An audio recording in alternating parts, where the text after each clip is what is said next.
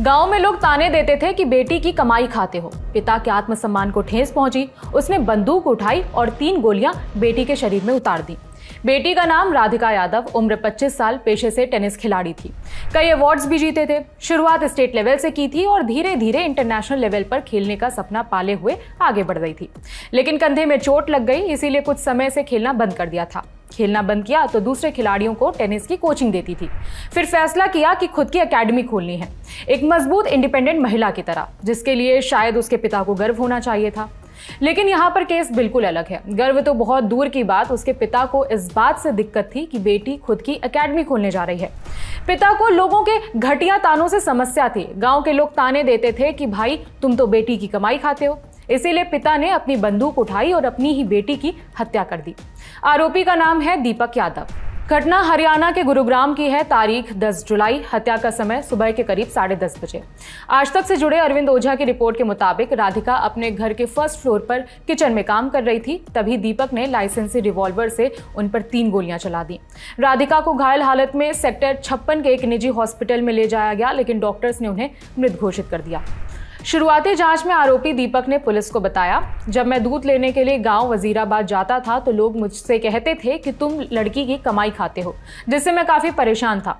लोग मेरी लड़की के चरित्र पर भी उंगली उठाते थे। मैंने अपनी लड़की से टेनिस एकेडमी को बंद करने के लिए कहा, लेकिन वो नहीं मानी। मेरे दिमाग में यही टेंशन रहती थी जो मेरे आत्मसम्मान को ठेस पहुंचाती थी। मैं काफी परेशान था। इसी टेंशन में मैंने अपनी लाइसेंस की रिवॉल्वर निकाली और जब वो रसोई में खाना बना रही थी, मैंने उसकी कमर पर पीछे से 3 गोलियां मार दी। राधिका का एक भाई भी था जो घटना के वक्त किसी काम से बाहर गया हुआ था। उनकी मां घर पर ही थी, आराम कर रही थी। इसी घर पर ग्राउंड फ्लोर पर राधिका के चाचा का परिवार भी रहता है। वो राधिका के चाचा ही थे जो राधिका की बॉडी को हॉस्पिटल लेकर गए और सबसे पहले उन्होंने ही राधिका का खून से सना हुआ शरीर देखा था और पुलिस के पास शिकायत दर्ज कराई थी। आज तक से जुड़े अरविंद ओझा की रिपोर्ट के मुताबिक उनके चाचा कुलदीप यादव ने बताया, मैं अपने मकान पर था जब धमाके की आवाज आई थी। ऊपर गया तो देखा कि भतीजी राधिका रसोई में गिरी पड़ी है और बंदूक ड्राइंग रूम में पड़ी हुई थी। मैंने तुरंत अपने बेटे को ऊपर बुलाया और हम उसे हॉस्पिटल लेकर गए, लेकिन डॉक्टर्स ने उसे मृत घोषित कर दिया।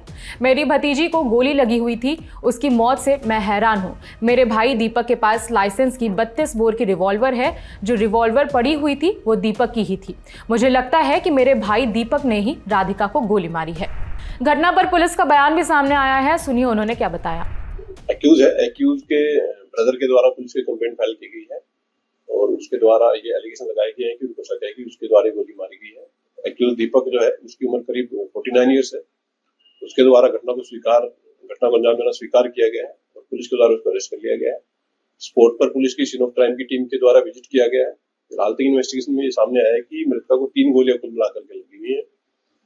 जो रीजन है घटना के पीछे, उसमें फिलहाल तक जो पाया गया है कि ये जो राधिका मृतका थी, ये कोई टेनिस एकेडमी अपनी चलाती थी, जिसको लेकर के इसके पिता नाराज थे और उन्होंने इसको कई बार बोला था कि ये एकेडमी न चलाए और इसी नाराजगी के चलते इन्होंने गोली चलाकर के हत्या की वारदात को अंजाम दिया गया। पुलिस ने दीपक यादव के खिलाफ बीएनएस की धारा 103(1) हत्या और आर्म्स एक्ट 1959 की धारा 27(3) के तहत एफआईआर दर्ज की है। उसे गिरफ्तार कर लिया गया है और आगे की कार्रवाई चल रही है।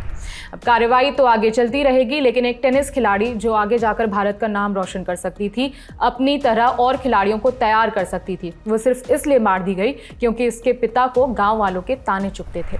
इस खबर में फिलहाल इतना ही। मेरा नाम है विभावरी। देखते रहिए दी लेलन टॉप।